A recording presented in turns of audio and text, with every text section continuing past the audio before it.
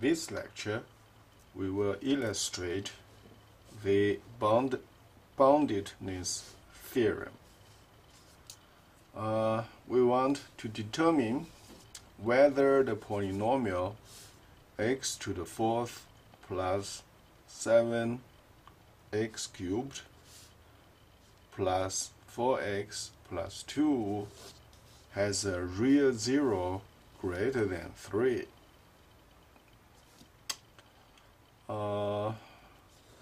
Before we proceed, we need to do the synthetic division for this polynomial. Note, the coefficient of x to the fourth is 1, so you take 1 down, 7 down here, and x squared is missing is because there is a 0 in front of it. So you want to move it down here. And then 4 moves down, 2 moves down. Okay, so you have 4, 3, 2, 1. Like that.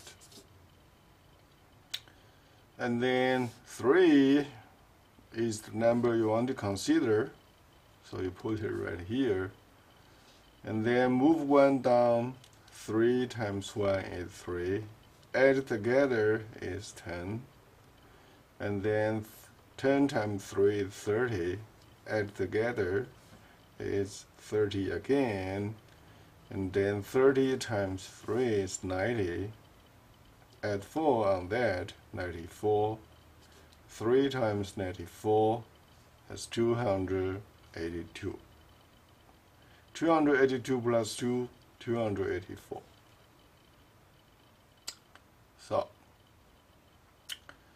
now you can apply the boundedness theorem. Boundedness theorem says that if 3 conditions satisfy, then we can draw a conclusion. The first is the given polynomial, the leading coefficient is positive. We know again the leading coefficient of x to the fourth is 1, which is greater than 0. That's the leading coefficient. The second case, second condition, is this given number has to be positive. Okay? Yeah, 3. If you are given negative number, then we cannot decide. Okay? It has to be a positive. Okay? And then third condition is that all the bottom rows, all these numbers are non-negative, means greater than or equal to 0. If all those 3 conditions satisfy, then a conclusion can be drawn, which will be there is no 0 greater than 3. Okay, it says that if x is greater than 3, then there is no root. Okay, that's the boundedness theorem. So you want to check all those 3 conditions. If one of them is not met, then we would not be able to determine that. Okay. Now here is a very simple rationale. There are more things to talk, but here, after we did the synthetic division, the given polynomial can be written in this way. Okay, is the quotient. This is the quotient times x minus 3.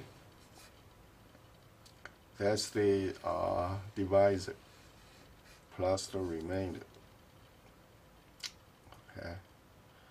when x is greater than 3, then x minus 3 will be greater than 0. This quantity will be greater than 0. And plus a positive remainder. So, this one, you will see inductively the conditions above all those 1, 2, 3 will meet. Okay. So this is the thing I don't want to talk about too much. As long as x minus 3 is greater than 0 and the remainder is greater than 0, this one, the quotient from 1 to 94, has the same pattern as before, then a conclusion can be drawn. Okay, that's the rationale. All right. Actually, there are more things down here. I don't want to talk about that much. Okay? Anyway, you want to check 1, 2, 3 conditions. Then you can decide there is no 0 greater than 3. All right.